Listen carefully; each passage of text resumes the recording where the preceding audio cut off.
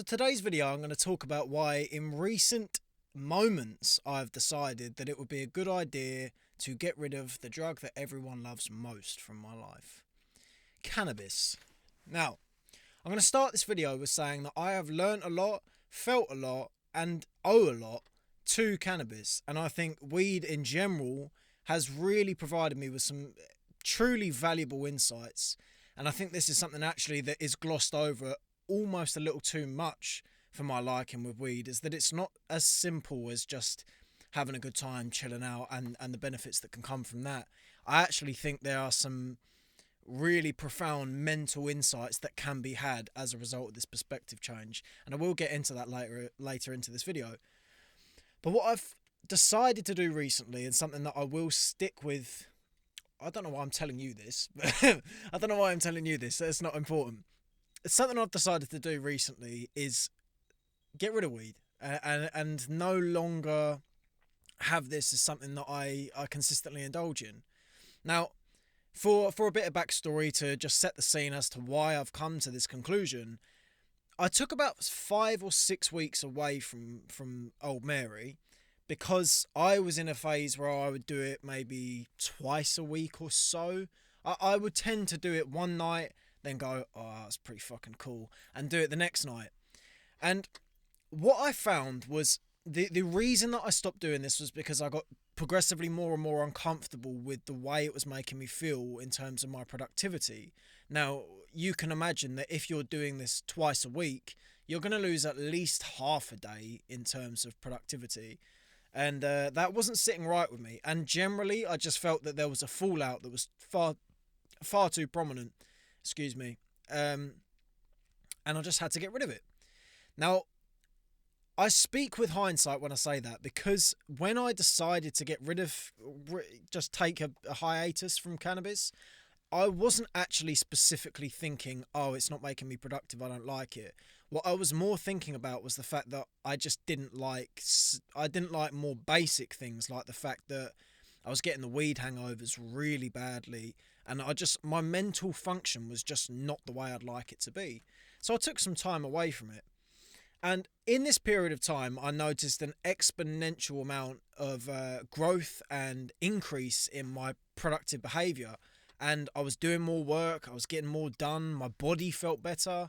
You know, I wasn't getting as injured as often. I just generally felt like everything had kind of gone up a level. Now, for an interesting bit of backstory, which I will go into at some point in your and my beautiful relationship, this coincided with my first real experience with psilocybin or mushrooms, and that in itself is a kettle of fish that I'm not willing to go into in today's video, because there was a lot to unpack with that. But I've got a prevalent sense of positivity and desire to change some things about myself as a result of that experience.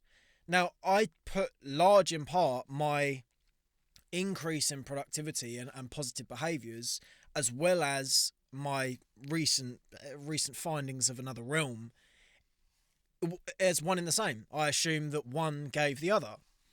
Now, upon reintegrating cannabis into my life within the space of the last week or so, I recognised that was not the case.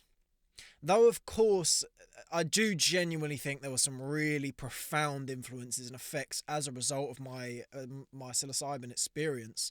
I think the more prominent part of that in terms of production, as opposed to mental acuity, there are some mental enhancements that have occurred as a result of that psilocybin experience that is not down to this. But I also bundled in the acceleration in that part, on that part, with the productivity getting better. I put those as one in the same, both caused by the same thing. What I realised when I got back onto Little Miss Mary, the Jar Jar Goozar, whatever you would like to call it, I realised that actually cannabis is the thing that has been holding me back on this front.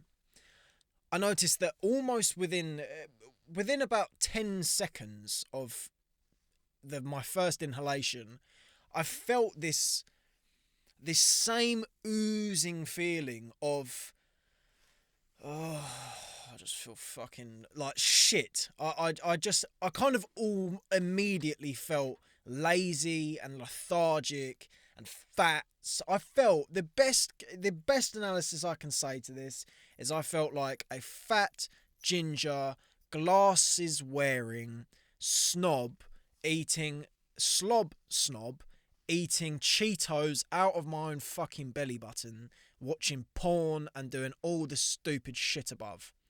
That was the way it made me feel almost instantly. And after ruminating on that for a bit and thinking, well, I'm not quite that thing. I am not ginger.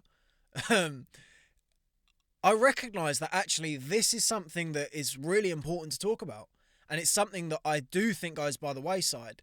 Now, I will caveat that weed, as with everything that you put into your body, is very variable. And with that, the experiences that I've had are, Wiz Khalifa does pretty well, as the Snoop Dogg, in terms of productivity whilst on Old Mary. But I personally don't, and I think a lot of people find this, and I have, there are personal people that I speak to that have similar experiences to the one that I'm about to divulge. The brain fog sensation that occurs when you smoke too much weed is a serious problem. And the reason why it is such a problem is because it gets so prominent that you can't even access the same perceptions and the vocabulary and just the general sense of being that you can normally access. You notice, and I have noticed, that the me who is currently within a cycle of using cannabis, I say it like it's fucking heroin, um, and me who has not had it for a few weeks, you can tell a difference. You can see it in my eyes. And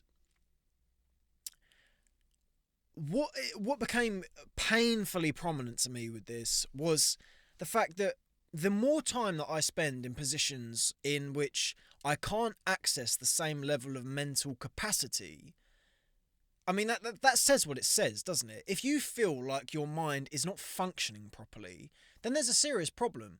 And the serious problem on top of the serious problem with cannabis is it's such a loved drug. It's so appreciated. And I can understand 100% why. I think it has some really, really useful effects.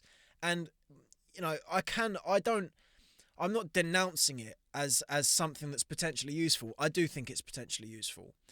I think the caveat that is required for anything that you do is that when you do it too much, it does seriously become a problem. And the problem, whenever anything is inflicting your mental capacity, you've got to cut it out. And part of the message that I wanted to get onto today was that just because something is socially acceptable does not mean it's good for you, and it doesn't mean it's okay to do. Weed is pretty much unanimously accepted. Even people that don't like weed smokers they kind of accept us. They're like, the fucking stoners. They don't really care about you smoking a bit of puff. And that problem is serious because when something is normalized to that extent, there is a kind of a protective bubble almost that is placed around it that means it's harder to get rid of it. A appropriate example here would be the opioid epidemic in America, or more specifically, I don't even fucking know if this is an opioid because I'm not that intelligent, but Xanax, it was one that I was looking at yesterday. There's so many people that are addicted to it, prescription drugs, I suppose. Um, because they're on a shelf, you can go and get them, and they are just there, and they're normalized as well. And that in itself opens a whole nother argument for whether legalization is something that we should go into, and that is something I will speak about. Anyway, besides the point, I'm not fucking talking about Xanax. I don't care about that. We're talking about cannabis. Yeah, man, just because something's normal and just because these things are appropriate in society and just kind of deemed acceptable does not mean that you should deem them as such. And for yourself, I think it's really important that you are aware of the danger that comes with cannabis, because there really are some. Now I notice, and this is something that I have had quite a love hate relationship with cannabis. There's been times where I've been very consistent in my usage and then complete abstinence, and that cycle has occurred quite consistently and almost invariably for the same reasons. Now, it's important to remember that when you do something, be it alcohol, cannabis, any other drug that I'm not going to go into, when you do these substances, almost all of them have some sort of half-life or hangover effect. You know, I can't speak on much terms with the psychedelics. Mind you, I can. You know, I definitely felt a kind of next day, next week effect as a result of these things. But the point is, when you do these substances, and specifically, I'm going to specify now, from now on, cannabis, it's not just that evening. You're also, in every sense of the word, you are forsaking the next morning. Because almost invariably you wake up feeling groggy and shit. And I don't know many people that get past cannabis without that feeling. I think it's generally quite unanimous that people find the day after they feel a bit sluggish, a bit slow, not so good. Now, it's important to note that I am not someone who microdoses with cannabis at all. I'm not good at keeping it to just have a little bit. I almost always go further than I should with it because I just do. It's the way that I am with these things. And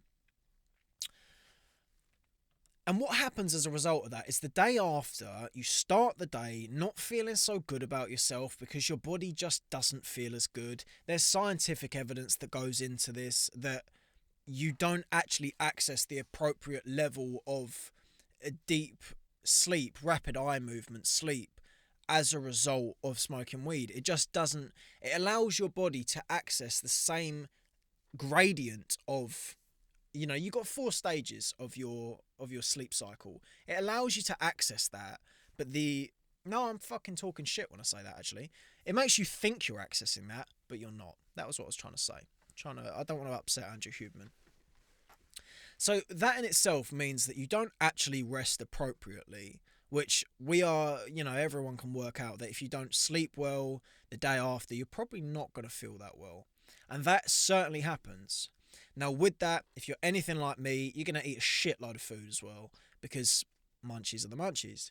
And with that, you're also not going to sleep so well. So your sleep almost invariably is going to go in the bin as a result of smoking some weed. And with that, you just feel shit. And that's the thing that's really driven me away. And that's the roundabout point that I'm getting to here, is why do I not want to do it anymore? I think when you come to a point of your life in which your goals are a certain way and your mind is a certain way, you no longer have that kind of requirement to do these things. You don't really want to do them anymore. And that's the stage that I feel like I've got to, where I just don't want to do it.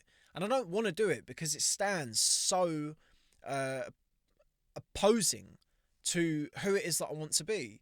And this is something that I think is important for a lot of people to know, is that I think for almost everyone, and I did give the Wiz Khalifa Snoop Dogg examples earlier, but I don't think many people actually get that level of productivity when it comes to weed. I think most people just mong out. And what's important to note there is I think there are 3 habits in particular that are prominent as a result of having a bit of puff. Now, one is eating way too much food. Now, I do this. I'm fucking awful for this. I eat way too much food.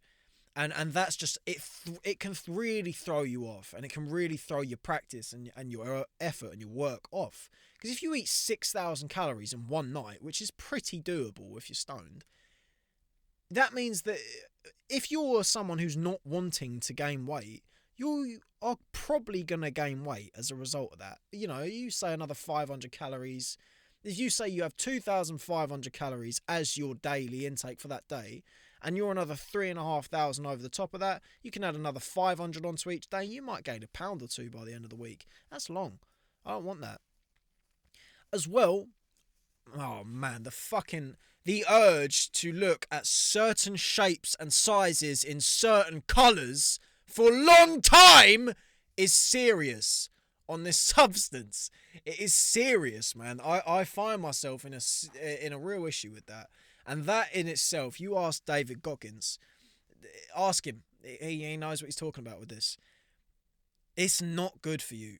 It really is not good for you. If you don't know what I'm talking about the dreaded P word and jerking the chicken.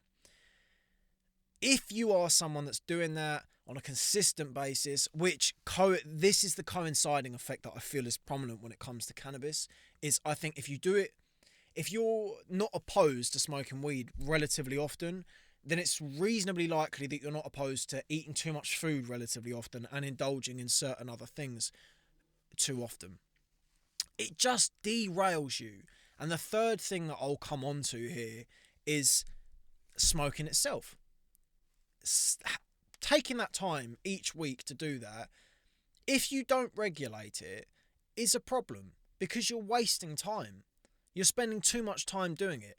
Now, I will admit 100% that I will not be able to provide a cohesive here's this point, here's that point when it comes to this, because this is raw information and I'm putting it from the heart, the Chelsea heart. If anyone cares about that, don't give a fuck. That wasn't what I meant. No, the point is, I'm new to this way of thinking. So mine's going to be very anti, and then I'll get the pros in there. So just stick around. I think that there is a certain amount of time where things are valuable. I think you have like a honeymoon phase with things, and then you have like a maturing stage with things, and then maybe you have a fallout stage with things where you realise that you've kind of learnt what you need to know. And that's the feeling that I've got at the moment, is that I've kind of gone through the phases with old Mary, and I just don't really need it anymore. I've got the mental lessons that are certainly, and I will die on this hill, certainly afforded with cannabis. And I think I've got the fun as well. I don't think I have that fun anymore for it. And I think that's something that's important. Is I will add that I'm not straight and narrow when it comes to having fun. I think you should work most of the time, and I think you should work as much as you can, dedicate yourself towards a specific goal, and within that, allow yourself some time to just enjoy life. Just go and do some shit. If you want to go out on the weekend, go out on the weekend. Get your work in and get your fun in as well. I am 100% of the mind of work hard, play hard, and I think it works. I 100% think it works, so long as you don't fucking play too hard. That's the thing. And that's what I'm getting to here, man, is I think you can play too hard, and when you get to that stage, you're no longer working as well as you are, and that is the most important thing.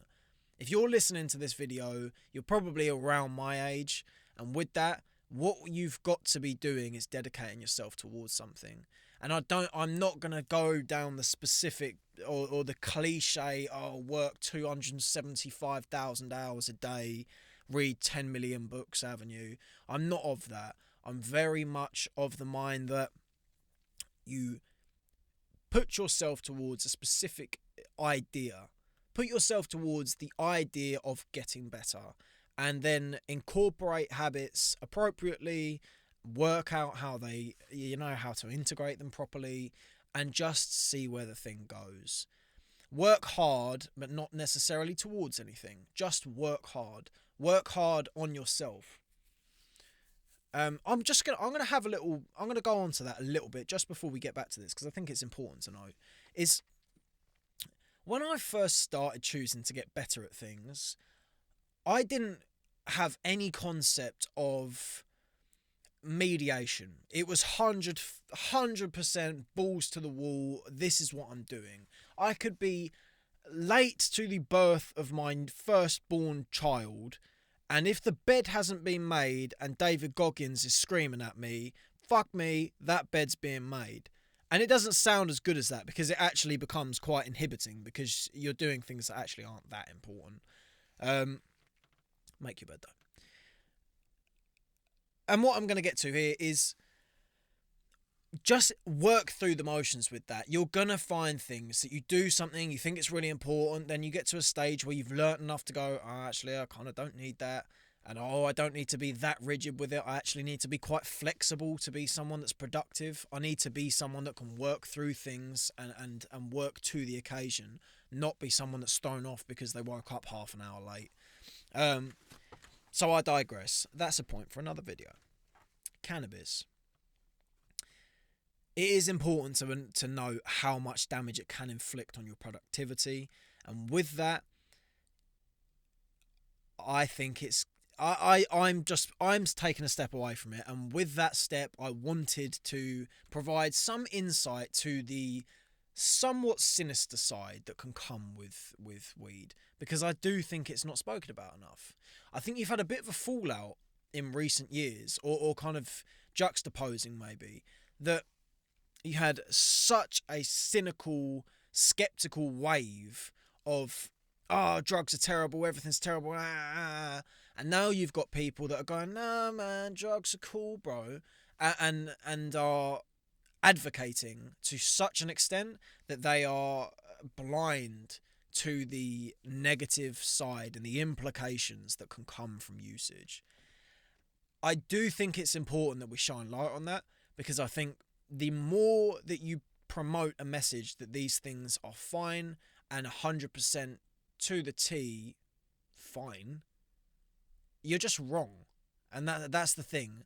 As someone, I do have a soft spot for weed, and I probably always will. It's told me a lot, and it's showed me a lot, and it's guided me, and I would use the word guided, through some very tumultuous times in my life. It has certainly served its purpose. But it's important to note that things have their negatives, and the prevailing message that I would put forth here is that cannabis is one of the things that is most especially recognized as something you can use consistently. People can smoke weed, and a lot of people do. I know a number of people that smoke weed every day. Now, or even 3 or 4 times a week. That's a lot. And what I would say is, oh man, it's difficult for me to make a comment on this, but from the outside perspective, if you smoke weed every day, you're probably not you're at least from my perspective, you're not as good as you can be. And I don't think I think you are masquerading, and you are accounting for something by doing that. I think you could be a lot better than you are with that change, just reduction there. Excess use of marijuana is 100% a bad thing, in my opinion. I think there are some serious negative implications that can come. As I say, the fact that it just puts you in a cycle of more likelihood of doing negative things in itself is something certainly to recognise. And what I will round that point out with is that there is utility to smoking weed. I do think that you can learn some great things and experience some great things with its aid. And the first point I would like to make with this is having a good time with your friends and enjoying yourself is not to be underestimated. I think that there is too much push in the direction of optimizing and counting every single second, making sure everything is for the intensive purpose of productivity. And I think we don't put enough time towards enjoyment and genuinely just enjoying yourself with your friends. Now, I've had a countless amount of experiences with my friends that have involved cannabis, and I don't think they would have been the same without it. I think it was part of the experience. I think it was part of us as an entity at one in that moment. I think it was just the right addition to that. The same way people have a drink on a Saturday night. I do see the resemblance with that, and I can understand that for that purpose it is useful and it's fun, and that's the thing. I would strongly urge that you recognize the part that fun plays in your life. It's important to optimize yourself so that you are the best that you can be, but the best that you can be involves happiness. Among every other person on the planet, could be better than they are. And there are certain things that I could not do that would make me better than I am. But they would probably not make me as happy as I am. And I'm pretty fucking happy. So why would I get rid of them? Or why would I change that? Well, I shouldn't. And the same thing I would make point of occurs with weed. With that, I am going to talk about the mental effects and the mental positive effects specifically that can come with weed. I have had, which is what a number of people swear to when it comes to things like psychedelics, really profound experiences of mental shift and pardon me, perspective change under its influence.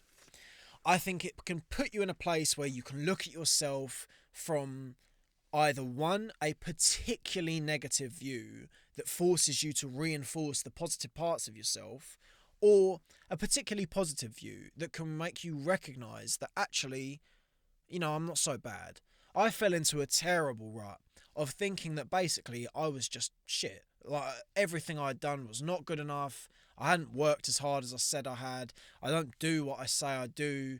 It was like quite a prominent sense of imposter syndrome. Now, with that, having that influence there, I remember vividly having a juxtaposing of that had kind of said to me, look, what are you talking about, that you're not these things? Look at all the times that you've done. You say you're not someone that works hard on your body. Look at all the times that you've gone out and done this and gone on those runs, those sessions, those gym sessions, those fighting sessions, whatever. I was enabled access to a portion of my brain that had a level of positivity that would reinforce me appropriately. And I needed that help in that time. And I don't think I could have accessed that in the same, in a sober state, rather. It's a point that I do advocate experimentation with, is it provides a perspective change that is simply not possible nor comprehensible when it comes to a sober state. I think you just can't access that level of feeling until that chemical shift has occurred, and there are ways to do that I'm not going to say for sake of monetization. If I'm even in the fucking boundary to get there. I'm not even in the boundary to get there. Oh well, just for the sake, just a good bit of practice. So yeah, don't know what I was talking about there, to be honest. I do think it's important. I think it's important to have a look around and have a look at where these things can take you and to see what's going on here. Now, whilst I say that, I recognise that there is a potential level of absolute ignorance to what it is that I'm saying. I'm not a professional. I am a 20-year-old talking about cannabis into a mic sat in a shed. I am not someone who comes from a medical background, and at that I am not fully aware of the implications on a wide scale. I speak from my own experiences, which I think is important to do, because I think there is nothing like someone saying how it made them feel, and you can make of that what you will. So cannabis, should you or should you not have this in your life? To put it simply, and I'm not going to do some roundabout answer here because I fucking hate when people do that. He says whilst about to do a roundabout answer. If you are someone that experiences the brain fog sensation, and I'm going to use this specifically as the example, I think you should consider at least taking a significant break. And why I think this is the case is because I think your mind is this is not something for me to think. This is something that everyone knows. Your mind is so integral to everything you do. Long term and short term, you want to protect it like it's a fucking a diamond. You want to protect it like it's your brain. That's the perfect analogy to use. It's your brain. Keep it safe. And if you're experiencing brain fog, you don't know what's going on there. I am not sure whether we have enough research to see whether cannabis is neurotoxic, but from my own experiences, when there is evidence that states that something like MDMA is neurotoxic, I can 100% agree with that. And with that comparison, I think cannabis may well be. It certainly is implicating the buzzword of the day. If you're experiencing brain fog, at least take a few weeks away. If you're not, you're enjoying it and it works well for you, carry on. I think that's the simplest way to put it. I think I'm not advocating what you do with your body, so you make this decision. If it's working for you, don't change it. Because I think this is the thing that I would have wanted to hear, was there was a time when I was not done yet. I feel like there was a time when there was still more for that flower to teach me, and there was more for me to learn. There was more for me to experience, both good and bad. I think it was important for me to experience even my fallout experiences that have made me realise, actually, I'm not sure if I want to do this anymore. That is an important experience to have. And of course, you are only warranted that luxury as a result of having a go, of being in that place. It can teach you a lot of things, and it will do so through beautiful nights and terrible ones. If you're feeling any sense of dependency in any capacity towards cannabis, even this is one that is important to note, is I never felt addicted to weed, but I did feel like my life was boring without it, and that is a certain form of dependency. There's a definite feeling there of, but I kind of want to because it makes things interesting, and that is dependent. And that method of thinking is something that you should at least consider putting something between. And I think it's important here to say, this is not me saying the minute you hear this, if you think, oh shit, he's kind of talking about me, to stop. I 100% think these are the lessons that you need to learn from things. You need to learn yourself. And I think when someone says it, the thought will be born in your head, and over your own experiences, you will work out whether it's something that you should act on. I think when someone tells you something, it's not necessarily... It's good for you to listen to advice, but I think sometimes you hear advice and you go, oh yeah, that's probably quite a good idea. Ignore it, like a lot of us do. And then 2 or 3 months later, you recognise that advice still resides within your head and is something for you to call on in terms of, it's a weapon within your arsenal. Fuck Arsenal. And then you can come to it and go, do you know what, actually, that gerbil looking bloke a few months ago that said I should probably stop this, maybe I should. So yeah, man, with that, I'm going to conclude this video because I don't think there's much more for me to talk about.